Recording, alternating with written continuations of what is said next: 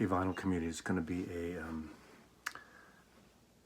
a whack-a-mole here, but first I need to do a special shout out to Jay Nebs. Now, I screwed this one up. Several years ago, a couple years ago, Real Fine Coffee. If you've been watching my videos for a while, about a year ago, there's a couple of videos with my friend Julie, Coffee Julie. She owns 2 cafes, soon to be a third, hopefully. 2 in West Seattle, 1 in Capitol Hill, and Real Fine Coffee. So, since I work alone 2 days a week, I'd go to Julie's cafe, and I met this guy, and we started talking, and not to be Jeff, Jay Nebs. He's been on the VC here now for about 4 months, but I just found out he had a channel. Now, Jeff, I'm sorry, I just been catching up and watching a bunch of your videos. You thank me for introducing you to this, for sending you the link to my channel. Jeff and I would talk about music in the cafe when I'd go there. Just random stuff, jazz, rock and roll. But he has a channel now, and I had no idea he has a channel. And it's been 4 months, and many of you, or a handful of you, have been following him already. And he's been talking about me a couple times, but he's entered the contest. I just saw the hat contest that came down on my feed. I apologize, Jeff, if you sent me an inbox or told me that you had your channel.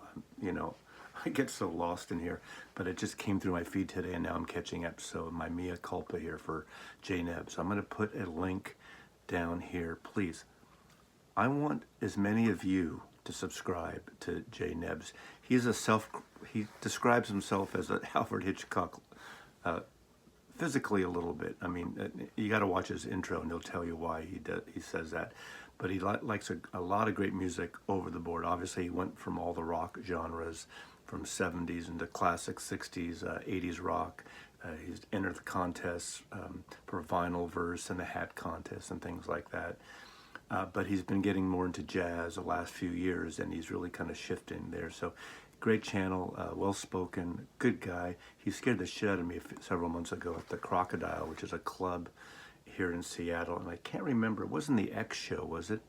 So I went to 2 shows around it over a 2-month period, but I was looking at something, taking a picture of something on the wall in the kind of the lobby by the bar area. And some guy, this bigger guy, grabs my shoulder and says, what did he say? What did you say? Yes, he says, excuse me, ma'am, you can't take a photograph, or whatever he said. He scared the shit out of me. It turned out it was Jeff. So Julie knows him from Real Fine. I'm here drinking coffee beans, Herkimer coffee beans from the Finney Ridge area of Seattle that Real Fine uses in their cafes. Unfortunately, their cafes are closed now because of the shutdown here in Seattle. I can't wait till they will open up. The West Seattle Bridge has been closed, and that's a whole other story I get into. So, sorry for the long intro, but I just wanted to say, Jeff, hey, subscribe to Jeff's channel, please, Jay Nebs.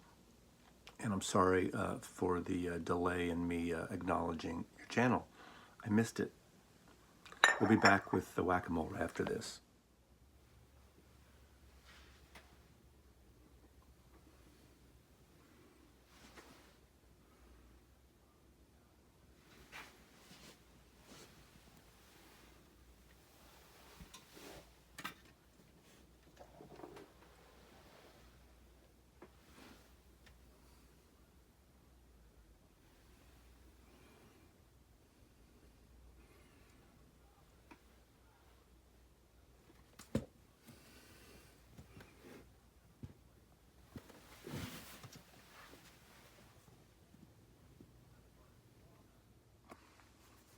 Okay, so now that I got that squared away, subscribe to Jeff. Whack-a-mole number 62. 62. This is going to be a jazz whack-a-mole because today is April 29th, 2020, which would have been Duke Ellington's 121st birthday. So I've gotten a few requests to do jazz whack-a-mole. So my jazz section is all these 2 rows going down. So 10 cubes. Actually, the bottom cube has some Dylan stuff, so Dylan will be moved as my jazz section is expanded. But before that, I'm just going to show a few from my, I don't have a lot of Ellington on vinyl. Duke presents Ivy Anderson. This is big band years. These are from the 30s, I believe. Late 30s, early 40s, possibly. Masterpieces by Ellington. This is a great analog, this is Analog Productions. I highly recommend this if you like, this is Duke Ellington is orchestra, so if you like the orchestral work, you like great recordings, great packaging, highly recommended this record, Analog Productions. An amazing recording for its time.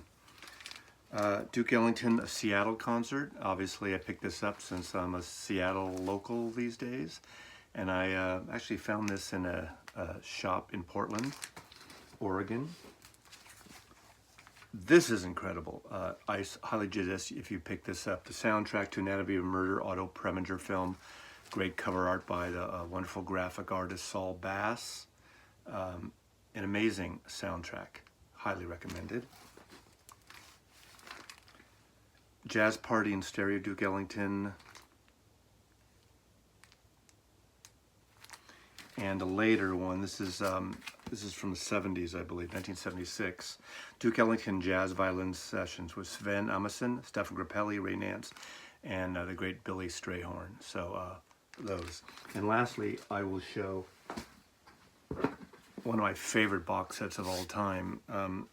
And it's a Centennial. So this came out obviously 21 years ago. Limited edition, RCA Records put out. This is pretty much everything released, recorded through RCA, plus outtakes and alternative versions.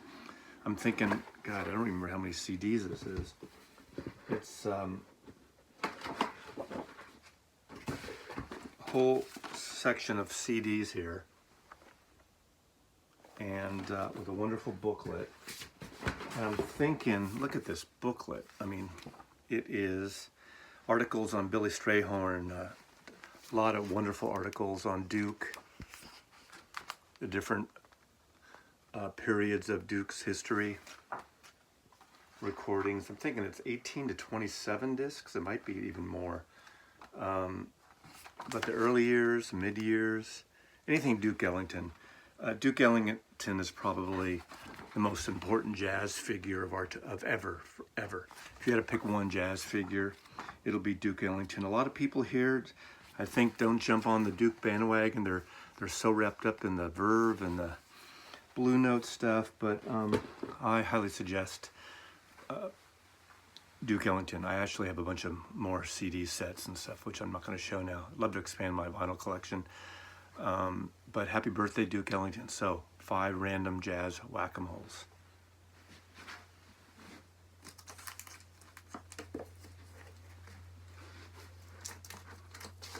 Two,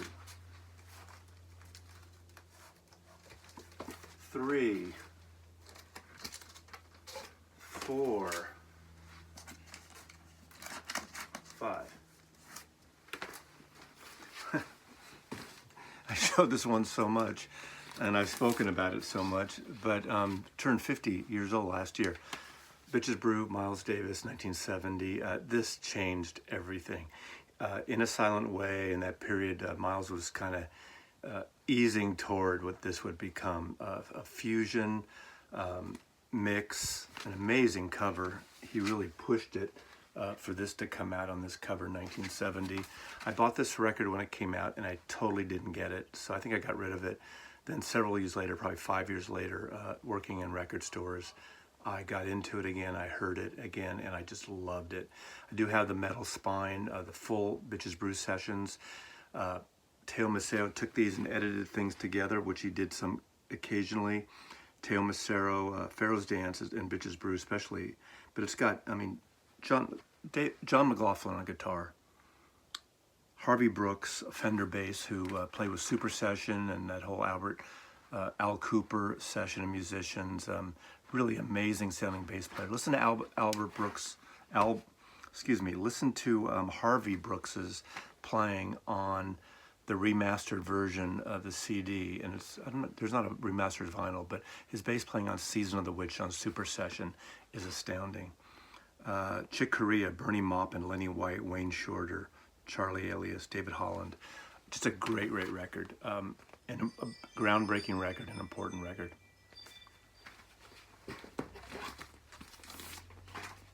Django Reinhardt, 1935 to 39. He was included in my my favorite guitar players of all time.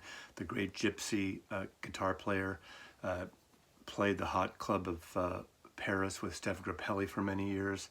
This is the quintet of the Hot Club of France, and Stephen Grappelli's all over this. Just wonderful jazzy gypsy music, very organic, amongst my favorite music of all time. Any Stephen Grappelli I see, I'll pick up. And these are GNP Crescendo issues. I think I have 4 or 5 of these that came out in the 70s. But these are recordings from the 1940s, I believe, late 39, early 40s. Just stupendous music. Here's a Music Matters Jazz issue, an SRX series, which is a vinyl formulation that SRX, Music Matters Jazz. If you don't know it, MMJ or Music Matters Jazz is an audiophile label. Their stuff's very pricey. It's even more pricey in the secondary market. You can go to their website. The limited edition of these now, as they come out, they're only coming out 2 a month of the SRX series, 33 RPM. They're about $75, and they go in the secondary market for well over 150 in some cases. What's interesting about the SRX formula, I'm talking more about the the vinyl and the music, but you can actually see sort of through it. There's a transparency you can kind of see. It's not really showable here. It's almost a translucent thing. But anyway, this is Blue Note number 1559, volume 2. The great trumpet player Lee Morgan is on here. This is Johnny Griffith, who is tenor saxophone player. And on this is, I mean, look at the triumvirate of sax players. Johnny Griffith, Hank Mobley, and John Coltrane on one record. Wynton Kelly on piano, Paul Chambers on bass, Art Blakey on drums. Fantastic record. Any way you can find this album, I suggest it. What's great about the Music Matters, most of them are gatefold, and they have archival photographs included from the sessions. This is Rudy Van Gelder studio in Hackensack, recorded in 1957. There's the great Johnny Griffin. So wonderful record, 4 tracks, 2 aside, and great Francis Wolff photographs.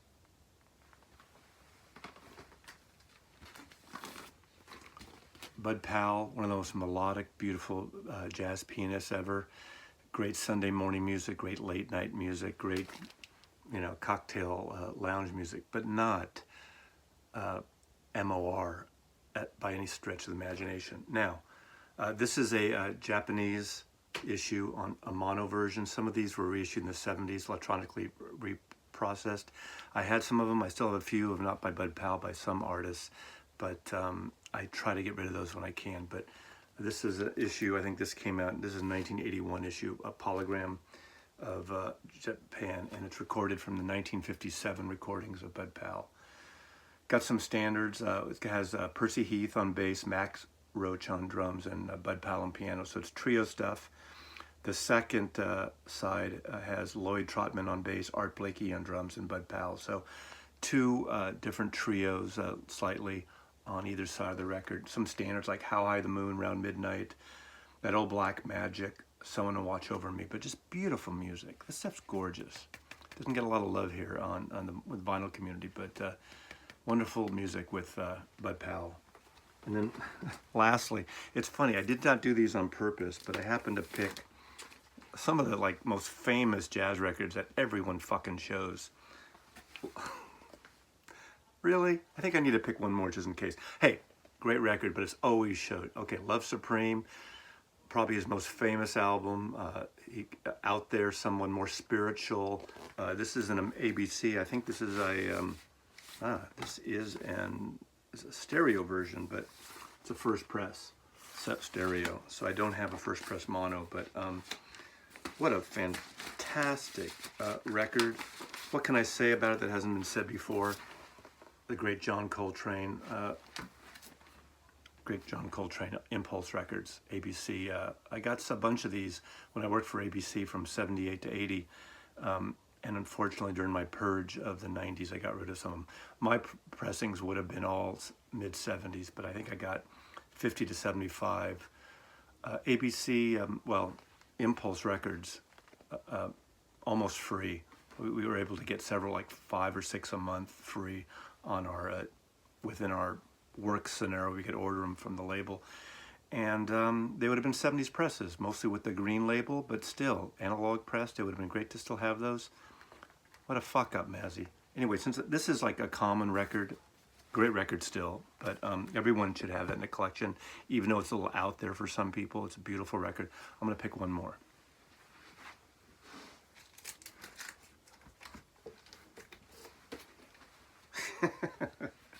Talk about schmaltzy. Okay. George Shearing. Shit.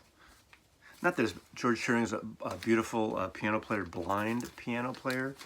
And I think the reason his stuff's very schmaltzy. Recorded live and swinging by the Golden Gate, the San Francisco scene, George Shearing.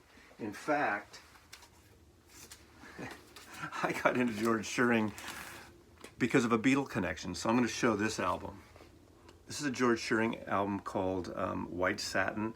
It's George Shearing and his orchestra, schmaltzy, jazzy, popular music. There's a Small Hotel, Your Name Is Love, Dream. Orchestra conducted by the great Billy May. But the Beatle connection in this record, if those of you who follow the Beatles and have seen A Hard Day's Night, in the hotel scene, when they have to answer all the mail that Shake and Norm bring in to the hotel room when they want to escape the hotel room. At the very beginning, there's a piano there, and I forgot who's holding the record, but this is the record that is shown in the hotel suite in A Hard Day's Night, George Shearing. Capitol Records, George Shearing, Quintet and Orchestra. Anyway, that's my Whack-A-Mole, number 62, Jazz Edition. Mazzy loves you, and we see you next time.